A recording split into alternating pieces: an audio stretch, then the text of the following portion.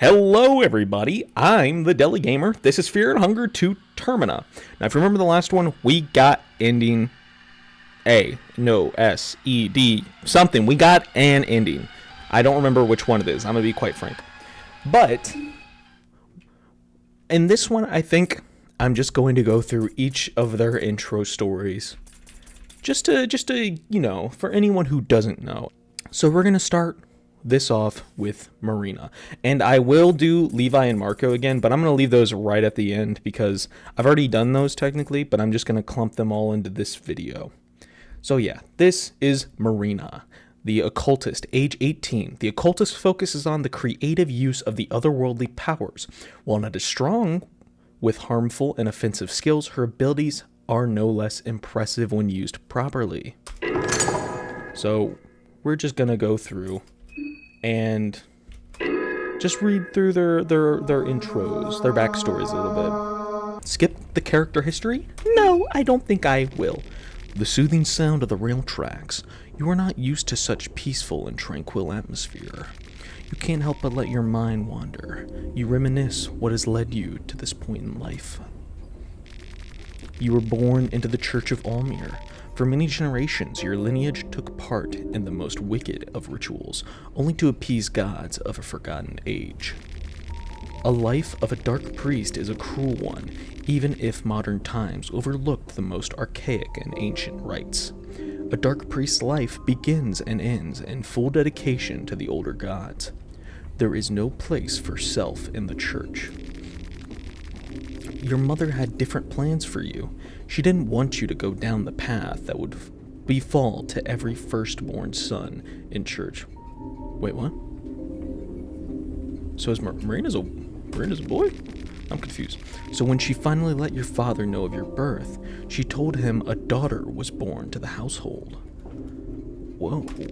You were dressed accordingly. Your distant and often absent father didn't get a wind of the original nature of things, or he just denied what was in front of his face. In either case, the subject was never brought up again. As you grew a little bit older, you didn't question this either. Everything felt natural this way, so who cares? You grew up at the churchyard in the city of Prehevel. You started your religious studies at a fairly young age. You were given an option to choose which studies you would pursue, something completely unheard of if you had been a firstborn son of a dark priest. So I think let's study occultism or blood magic. Occultism, that sounds cool. You learn engrave. You proved out to have great talent as an occultist, and slowly even the holy city of Vatican and their Ministry of Darkness heard about your feats. You were offered a scholarship at the Vatican City to further educate yourself. You took the position without hesitation. Just the idea of getting away from your condescending and stuck-up father was enough to make the decision, not to mention the obvious benefits the Vatican City would have to offer. Your hometown wasn't exactly a bustling metropolis. Your mother was very proud of you. She always was. Your father, on the other hand, seemed jealous of you. Your father had always been antagonistic towards you, and your pursuits? Oh my god, what? Pursuits. You were not sure if it had something to do with your origin or if there was something else left unsaid. At the Ministry of Darkness, Vatican City, and the initiation ceremony, all the new students would have to choose an older god that they'd let inside them. Who did you choose? Interesting. I'm gonna go with the OG, the god of fear and hunger. Your affliction with the said god grew greatly. Everything was going well with your studies until one day you got a letter from home. It was written by your father. This was very strange. You didn't have any contact with him since your departure. The letter told you that your mother had passed away. The words were cold and without sympathy. You tried calling your home, but the telephone exchange couldn't connect to any phone in the Prehevelian area. You had a suspicion that your father had something to do with this. He had always been too obsessed with the blood magic, and you had learned that there were too many rites that demanded the blood of your loved ones to work. There was no other way. You had to prepare for a trip back home to Brehevil. How did you prepare yourself for the travels? Yeah, get something to read. You get Skin Bible Rur.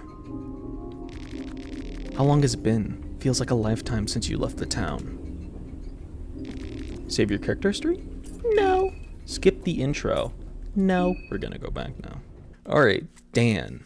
Class doctor, age 28. The doctor's skill set is mainly focused in curing different status ailments and analyzing the possible weakness in enemy anatomy. Dan. Good old Dan. The soothing sound of the rail tracks. You are not used to such peaceful and tranquil atmosphere. You can't help but let your mind wander. You reminisce what has led you to this point in life. Since you were a toddler, you'd been traveling around the Europa with your parents. Your parents were devout followers of the older god of fertility and creation, Sylvian. Because of the nature of Sylvian's cult, in each new town, you'd witness your parents putting on their rabbit masks and heading to the meadows naked with all the other cult members. You hated this life. Your parents would be more concerned on the matters of religion than you. To make it worse, they even tried to pass on the healing gift of Sylvian to you. From very early on, you learned that no gift comes without a price. With Sylvian's gift of healing, you saw how the mental state of your parents deteriorated over time. They spent longer and longer times on the meadows, until one day they never returned. You were 13 years of age and alone in the kingdom of Rondon. You had to do something for a living. Try to find honest work. A butler of a local aristocrat took you under his wing as an apprentice. You started working for the Baron Einher von Dutch. You learned good manners, grew to appreciate fine arts and other perks that high-class living brought along. Over time, you got better acquaintance with the daughter of the house. Her name was Elise. She would be endlessly amused by your childhood stories and all the madness your past cult life brought with it. The Baron himself learned of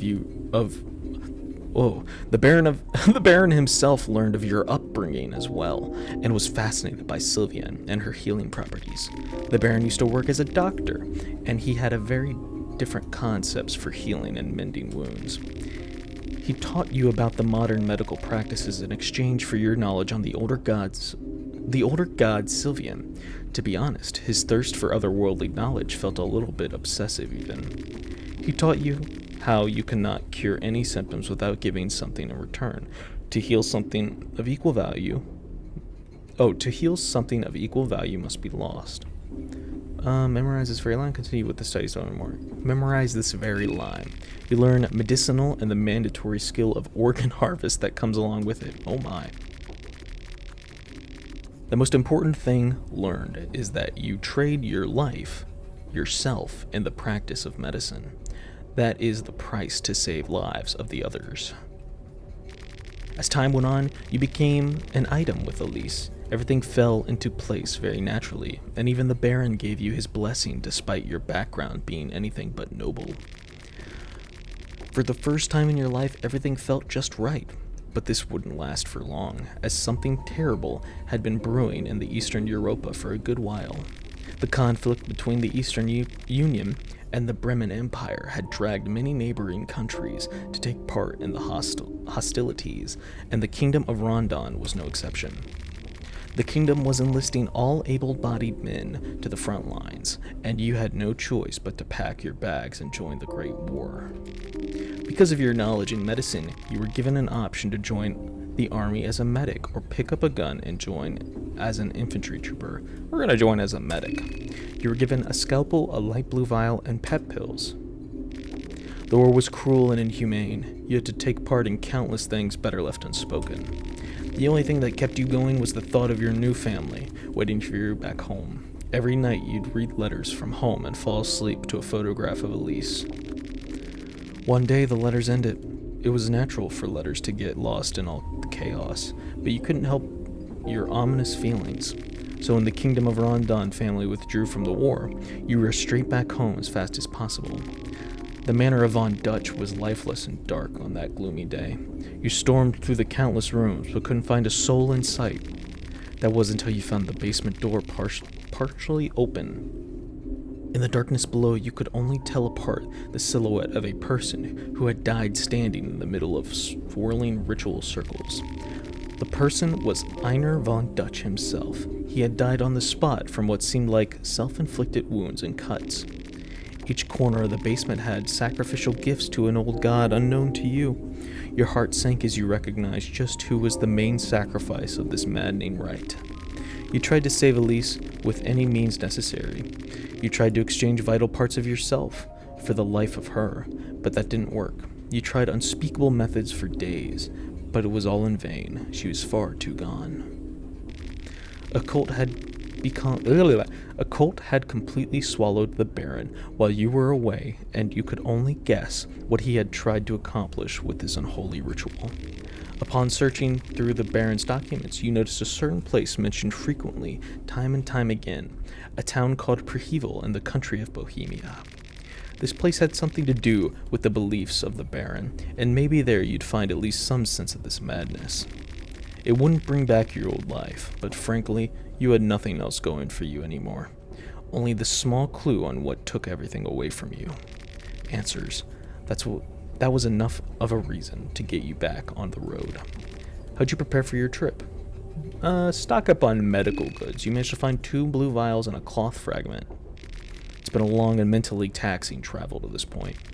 You hope that whatever you find from this small town, could give you at least some closure to your sorrow. Save your character street? No. Skip the intro? No. They all seem like they have pretty cool stories, though, TBH. Alright, next, Bella. Class mechanic, age 27. The mechanic is adept at crafting her own makeshift weapons and traps. Along with mechanical skills, she also understands more complicated machinery. Let's do it. Oh, look at that outfit. Skip the character history? No. That's a different outfit than what she normally wears. The soothing sound of the rail tracks. You are not used to such peaceful and tranquil atmosphere. You can't help but let your mind wander. You reminisce what has led you to this point in life.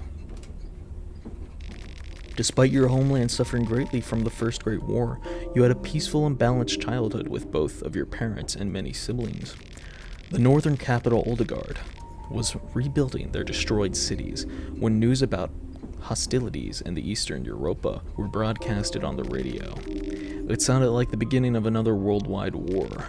You were still too young to take part in defending your borders, so you had to figure out an alternative way to help out your home front. You had a knack for mechanics and electronics, so ultimately it came down to one of those 2 lines of studies. Let's study electronics. You learned short circuit. Because you were the eldest child, you had a natural habit of taking care of those around you. Many of your close relatives marched to battle, and nothing could have gotten you more frustrated than your inability to help people more directly. You had already matured to adulthood, but because of your expertise in engineering, your role on the home front was more important than what you could have achieved on the battlefield. The home front was in disorder too. Someone had to step up and cover all the missing men now dying far away on some remote battlefields. Your broad shoulders could carry the burden and the increasing workload. They had to, because if not you, then who? During one particularly stormy night, while you were returning home after your 12-hour day, you ran into a foreign man on a rain-soaked alleyway. The man noticed you and desperately tried to run, for it only to collapse after weakly 10 meters or so. The man had been shot in the belly. Upon searching his possessions, you found his documents that said he was from the Kingdom of Rondon, an allied country of Odegaard's. You thought about what to do for a moment, and then we took the man back and treated his wounds. That's the right thing. Abella does the right thing. The man stayed unconscious for a week, but slowly recovered thanks to your attentive mending. As days went by, he saw your eagerness to help and frustration towards the war. He then revealed his business in Oldegard. He was part of an underground resistance organization called Nameless Liberty Underground, NLU in short. The organization had been brewing hidden from watching eyes since the dawn of the First Great War. NLU worked across Europa trying to subdue the advancement of both Bremen Empire and Eastern Union. The man had important documents that needed to be taken to the Kingdom of Rondon as soon as possible, because if he couldn't obviously take them there himself, he asked if you could take his role. You had been hoping for a chance to work on something bigger, and this opportunity seemed to be just that. You packed your bags and set out. As a thanks for his rescue, the old man gave you his officer sword. You traveled through Europa all the way to Kingdom of Rondon. You found the meeting point described by the man and made contact with his colleagues. After talking briefly about the current situation in the Eastern Europa, you were asked to join the organization. They were running low on members, and your expertise would surely come in handy. You were led to their headquarters, and you got to choose how you'd offer your help. Help with creating weapons. You learned weapon craft. NLU had spies everywhere in Europa and beyond, combining various information snippets gathered from across the continent. You were able to unravel parts of the larger scheme. The Eastern Europa Union had been working on something malevolent and ill-boding in the country of Bohemia, and it seemed like Bremen wanted to get their hand on this project. Your deductions got a lot more weight when you had heard that Bremen army finally occupied Bohemia. NLU sent some of their members immediately to the capital Bohemia, Prehevel, but you quickly lost contact to them. The organization decided to wait and see if their members would surface, but you couldn't just sit back and hope for the best. You decided to take the first train towards Prehevel and find out what's going on. You were told that if you needed support in your mission, you'd recognize the leader of the Bohemia branch of NLU from her red shoes. Whoa, what? With this little information about the task at hand, how'd you prefer the trip? Red shoes? That's the girl? We take on some spare parts. You've already found 4 bolts, 2 duct tapes, 2 pressure plates, and 3 scrap metal. You felt tense since the moment you embarked on this journey. Every night you'd see nightmares of the horrors that would await you in Prehevel. Are they just dreams? You can't help but feel there's something more to the dreams than mere logic would dictate. Save your character state? Nope. Skip the intro? Nope. I think I'm gonna cut this video into 2 parts just because it's a lot. But we're gonna do Levi. I was gonna save him to the end, but this will be the last one we do on this video. So yeah, oh damn it. I'm not closing out. Class ex-soldier, age 18. Having fought in the war since he was 13, ex-soldier excels at ranged combat and has a great aim with most firearms. There we go. The soothing sound of the rail tracks. You are not used to such a peaceful and tranquil atmosphere. You can't help but let your mind wander. You reminisce what has led you to this point in life. Prehevel, it's your hometown, even if it has a tainted past painted all around its narrow alleyways. The painful memories would start from that one night. Your parents were arguing downstairs. The argument would heat up, like always, and it would turn into a fight. Your mother charged inside your room in desperation. She locked the door and pushed it with all her might. First, the odor of vodka carried over to your room. Then you heard your father's heavy steps walk up the stairs. Your father started bashing down the door. Stand up against your father. Your efforts didn't matter much before the drunken stupor of your father. It did raise your maximum bodily resilience, though. With your mother gone and your father drinking in the gutter, you were taken to the Prehevel orphanage. The place treated children awfully, and all kinds of rumors circulated on why kids would disappear occasionally without a trace. You couldn't wait to get out of there as soon as possible. Unfortunately, your wishes were answered sooner than you could have guessed. When the Second Great War started, the Eastern Union recruited every able-bodied person, no matter the age, to fight for the motherland. You were only 13 at the time, but still they dragged you with them. What kind of weaponry did you specialize in? Trench guns. You got the 12-gauge shotgun and 3 12-gauge shells. You excelled on the battlefield despite your age. However, you grew bitter as you saw younger and younger kids being recruited and killed as the war dragged on.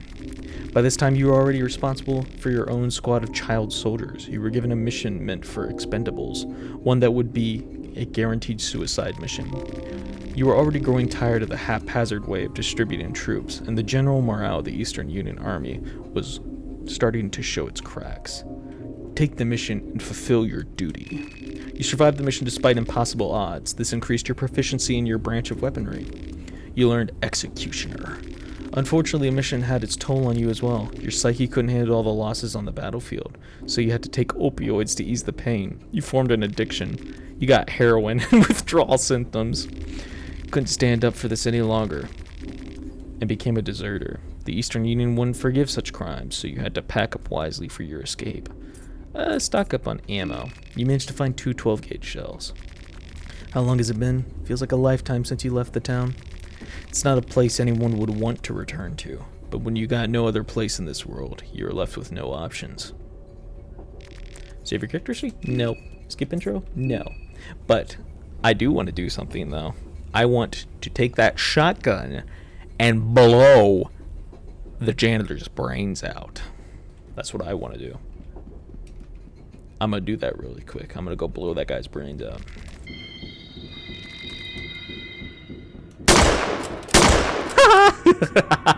That was easy. Get wrecked, idiot. I can't take your head yet. You're lucky. Goodbye. Oh, that's beautiful. I'm going to end this one here. We're halfway through the list of characters. But yeah, we've still got Osa, Olivia, Marco, and Karen to read through really quick. But yes, I'm going to read them in the next episode. And I hope you guys enjoy it. And I hope you guys don't mind my fumbles when I read, because I'm trying to get better. I'm definitely getting better, but I still fumble every now and then for some reason. I don't know why. But yeah, I've been Dilly Gamer. This has been Fear and Hunger 2, and I hope to see you guys in the next one. Bye-bye.